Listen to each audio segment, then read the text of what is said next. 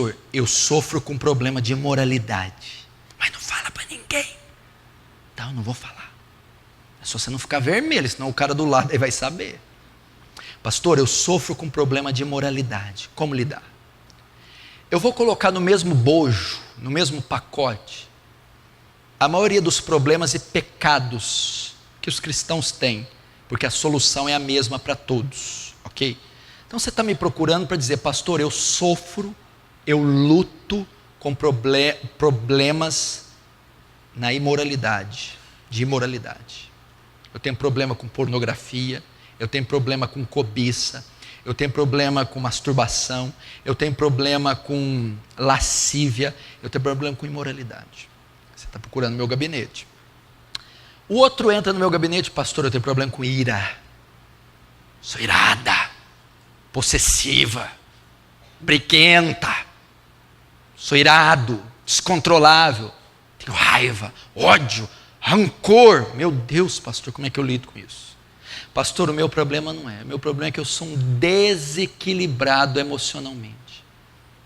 Uma hora eu estou rindo, outra hora eu estou chorando, eu grito, eu berro, eu choro. Eu sou descontrolado, eu não tenho domínio sobre minhas emoções. Eu choro, rio, grito, sou desse jeito.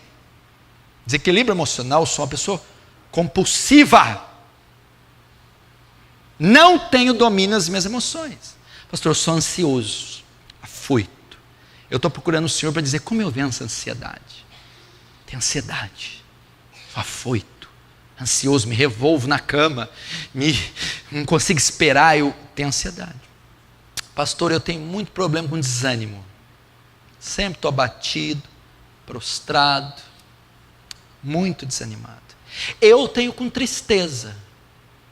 Tenho problema, de vez em quando eu sou pego por uma tristeza aguda. Eu é impulsividade, pastor. Eu falo primeiro, depois penso. Eu sou impulsivo. Enfim, são essas algumas das práticas que muitos têm, dentre outras que eu não citei aqui.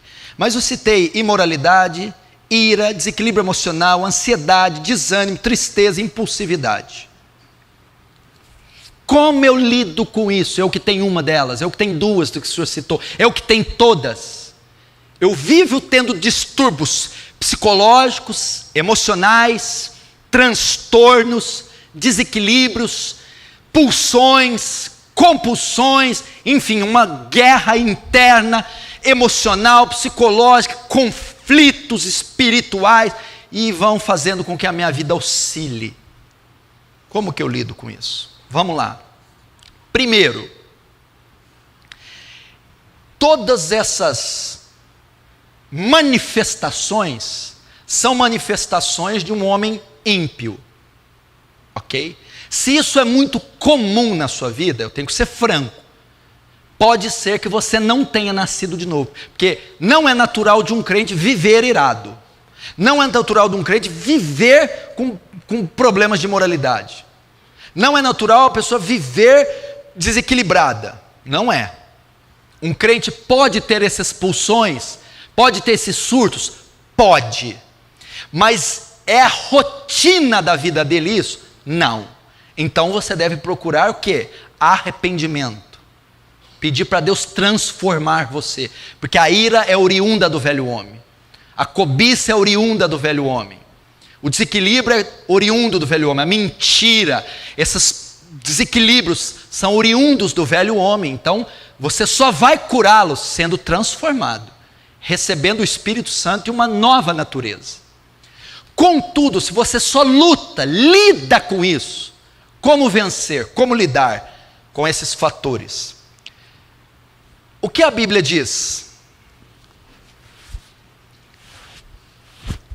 Até sentado eu transpiro. Vamos para a resposta bíblica. Olha só, vou te ajudar com esse texto. Romanos 6,14. Pois o pecado não terá mais domínio sobre vós, pois não estão mais debaixo da lei, e sim da graça. Presta atenção. Você aprender isso aqui, você vai aprender, você vai ficar aliviado. Quando alguém se converte, Deus lida com o pecado dele em 3 períodos. O que mata você? É o pecado, não é? O que condena você? É o pecado, não é? Da onde saem essas práticas? Do pecado. O pecado que traz ira, orgulho, lascívia, cobiça, desequilíbrio, depressão, é o pecado. No ato de conversão, Deus concede a você 3 fases com o pecado. 3. Primeiro, Deus vai lidar com a culpa do pecado. Segundo, Deus vai lidar com o poder do pecado. Terceiro, Deus vai lidar com a presença do pecado. Primeiro, Deus lida com a culpa do pecado. Pecados são como crimes, transgressões da lei de Deus. E os pecados condenam você. No tribunal de Cristo, você está condenado pelos pecados. Mas quando você crê, você é justificado. Ou seja, a culpa do pecado é tirada de você. Então, quando você converte, primeiro ele resolve o problema da culpa. Justificados, pois, pela fé, temos paz para com Deus. Quando você crê, a culpa do pecado é tirada. Você não pode mais ser condenado. A culpa foi retirada. Agora, o segundo passo, Deus vai tratar com o poder do pecado. O que é o poder? É a inclinação que nós temos para o pecado. Como ele vai tratar? Deus nos dá o Espírito Santo, que nos regenera. E ele nos dá um dos frutos do Espírito, que chama domínio próprio. Gálatas 5:22. Ok? O que esse fruto nos dá? É o poder que Deus nos dá de exercer autodomínio, de exercer domínio sobre nossas faculdades. É a chamada mortificação do pecado. Por isso Paulo diz: e o pecado não terá mais domínio sobre vós. Agora Deus vai lidar com o poder do pecado. Como o pecado não tem mais domínio sobre mim? Quando o Espírito Santo me regenera, me transforma numa nova criatura, ele passa a habitar em mim. Ele me dá um mecanismo, uma ferramenta, que se chama domínio próprio, ou seja, o poder de dominar meus desejos, o poder de dominar minhas faculdades, o poder de dominar minhas pulsões. Então, como você lida com a ira, com a lascívia, com a cobiça, com o desequilíbrio emocional, com a ansiedade, o desânimo? Você faz uso desse mecanismo chamado domínio próprio. Você tem ele. Quem dá esse mecanismo? É o Espírito Santo, ok? Então o que você precisa para dominar a ira? Ter domínio sobre a ira. Para a cobiça, domínio sobre a cobiça. Desequilíbrio, domínio sobre o desequilíbrio. Ansiedade, pulsões, desânimo, domínio sobre a sua área sentimental.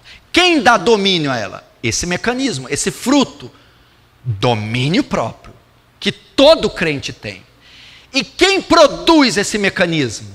O Espírito Santo. Logo, para eu vencer essas pulsões e inclinações da minha carne, eu preciso ser uma pessoa cheia do Espírito Santo. Porque se eu estiver cheio do Espírito Santo, eu estou cheio de domínio próprio. Então eu estou cheio do domínio sobre a ira, a cobiça, o desequilíbrio, o desânimo, o medo, a ansiedade, que todo crente possui. Agora, por que você, mesmo sendo crente, está se deixando levar por esses pecados? Porque você não está fazendo uso do domínio próprio. Porque você não está estimulando o Espírito Santo.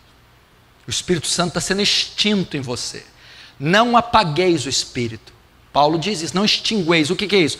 A ação mortificadora da carne que o Espírito Santo produz. E como então eu fortaleço, como eu faço o Espírito Santo ativar esse mecanismo? Usando os meios da graça.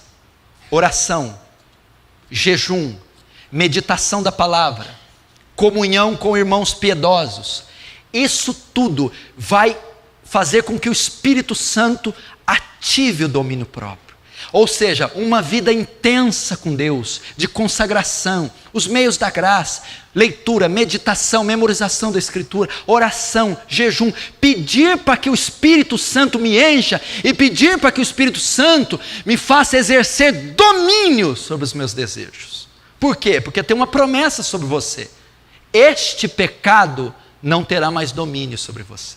Não pode te dominar. Deus, quando você creu, Ele lidou com a culpa do pecado, Ele tirou, você não pode ser mais condenado. Mas agora Ele lida com o poder do pecado. O pecado não pode falar mais alto em você. É só você usar o domínio próprio. Agora, pastor, eu sempre vou ter que lutar com isso? Sim, sempre. É normal eu lutar? É. Lutar é pecado? Não. Ser tentado é pecado? Não. Ter os desejos é pecado? Não, não é. Por quê? Gálatas 5, 22, 23. Mas o fruto do Espírito, não. Gálatas 5, 17. Porque a carne milita contra o Espírito, e o Espírito milita contra a carne. E estes opõem-se um ao outro, para que não façais o que quereis. O que Paulo está dizendo aqui? Existe uma batalha dentro de você, entre a carne e o Espírito. E esses ficam lutando entre si o tempo todo. É assim, a vida cristã é essa. É a carne que quer pecar, quer se inclinar. A carne quer mentir, quer se irar, quer cobiçar, quer se invejar, quer se fofocar, quer se, sabe, a carne. E o Espírito não, quer restringir, resistir, sufocar, asfixiar. O Espírito quer perdoar, quer amar, se santificar, orar, buscar. E eles ficam neste conflito. E quem vai vencer? Aquele que você alimenta mais. Se você alimenta mais a carne, fica na internet, fazendo fofoca, sensualidade, pornografia, a carne vai prevalecer, então a ira, a imoralidade, a ansiedade vão se manifestar. Se você alimenta o Espírito, santificação, separação, leitura, oração, meditação, o Espírito vai triunfar sobre a carne, logo a ira, as pulsões serão mortificadas. Você exercerá domínio sobre elas, porque você tem o domínio próprio.